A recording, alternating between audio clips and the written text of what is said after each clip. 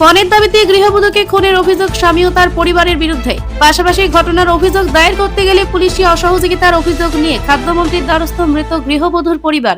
মন্ত্রী বাবুর কাছে জানালাম যে আমার মেয়েকে ওরা প্ল্যান করে হত্যা করে নদীতে ফেলে দিয়েছে। স্বামী এবং তার গুন্ডা বাহিনী এবং তার ননদ ফনদ চক্রান্ত করে তারা মেয়েকে মেরে নদীতে ফেলে দিয়েছে। অশোক বাবুর কাছে জানতে চাইলাম যে আমাদের জোর করে থানায় এফআইআর লিখিয়েছে হিঙ্গলগঞ্জ থানা। ঘটনাটি ঘটেছে হিঙ্গলগঞ্জ থানার অন্তর্গত পাঁচখরা এলাকায়। অভিযোগ, এই এলাকার বাসিন্দা সপ্তর্ষি গাইনের সঙ্গে বছর ৫ আগে বিয়ে হয়। হরিণঘাটা থানা এলাকার বাসিন্দা ভক্ত সাহার মেয়ে শুভ্রা সাহার সঙ্গে। শুভ্রার মা শুক্লা সাহার অভিযোগ, বিবাহের ৩ বছর পর তাদের কন্যা সন্তান জন্ম নেয়। এরপর থেকেই বিভিন্ন সময় শুভ্রার উপর অত্যাচার করত তার শ্বশুর বাড়ির লোকেরা। এমনকি পণের দাবিতে স্বামী সপ্তর্ষি গাইন ওই গৃহবধূর উপর শারীরিক নির্যাতন চালাতো। পাশাপাশি স্বামী সপ্তর্ষির দিদি ও বোনেরাও এই অত্যাচারের সঙ্গে যুক্ত ছিল বলে মৃত গৃহবধূর পরিবারের দাবি। গৃহবধূর মা শুক্লা সাহার অভিযোগ, গত 23 তারিখ শ্বশুর বাড়ি থেকে তাদেরকে ফোন করে জানানো হয় শুক্লা তার 3 বছরের মেয়েকে সঙ্গে নিয়ে আত্মহত্যা করেছে। একটা দেহ উদ্ধার হয়েছে, আপনারা শনাক্ত করে যান আপনার মেয়ে কিনা শনাক্ত করে যান। আমি তখনই বলে দিয়েছি শুধু শনাক্ত না, আমরা বডিও নেব, আমরা পোস্টমর্টেম করব, আমরা সব করব, বডি ছাড়বেন না। তখন ছিল আমরা বডি নেবে, আমরা এফআইআর করব।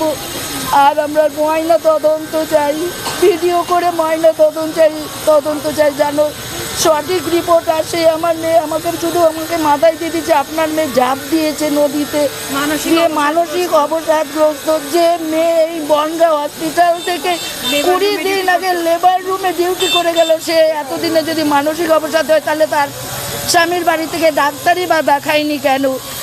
আমি এই সুবিচার চাই, যে অন্যায়কারীকে ধরাবো। আর সব জানা যায়, স্থানীয় রামপুর স্কুল বাড়ির খিয়াঘাট এলাকায় রায়মঙ্গল নদীতে ঝাঁপ দিয়ে আত্মহত্যা করেছে শুভ্রা।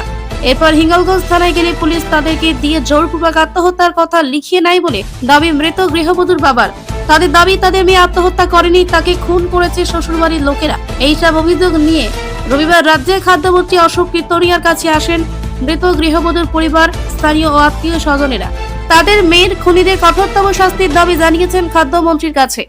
মন্ত্রী বাবুর কাছে জানালাম যে আমার মেয়েকে ওরা প্ল্যান করে হত্যা করে নদীতে ফেলে দিয়েছে।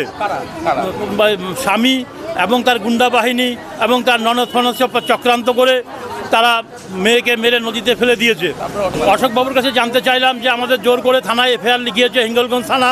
বলছে যে আপনাকে এখান থেকে যেতে দেবো না। ওদের অনেক সিভিল ওই আত্মীয় স্বজন ছেলের আত্মীয় স্বজন, তাদের গুন্ডা বাহিনী আমাদের লিখে নিয়েছে যে মেয়ে জলে ঝাঁপ দিয়েছে। বলুন, এফআইআর লিখেছে যে মেয়ে জলে ঝাঁপ দিয়েছে এবং মেয়ে অবসাদে ভুগছে। খাদ্যমন্ত্রী জানান, বিগত দিনের জামানা আর ফিরে আসবে না, দোষীদের উপযুক্ত শাস্তি হবে। আমার এসেছে, তাদের কথা শুনলাম, পুলিশকে যেটা ন্যায্য ইনস্ট্রাকশন দেওয়া সেটা ইনস্ট্রাকশন দিলাম। এবং এটা আমি পরিষ্কার করে বলে দিলাম, পুরনো দিন না, হিঙ্গলগঞ্জ সন্দেশখালী দিনে পুরনো দিনের জমানা ফিরে না আসে। কোনো রাজনৈতিক নেতার মাতুব্বরিতে কোনো কেসকে যেন ভুল পথে পরিচালিত না করা হয়।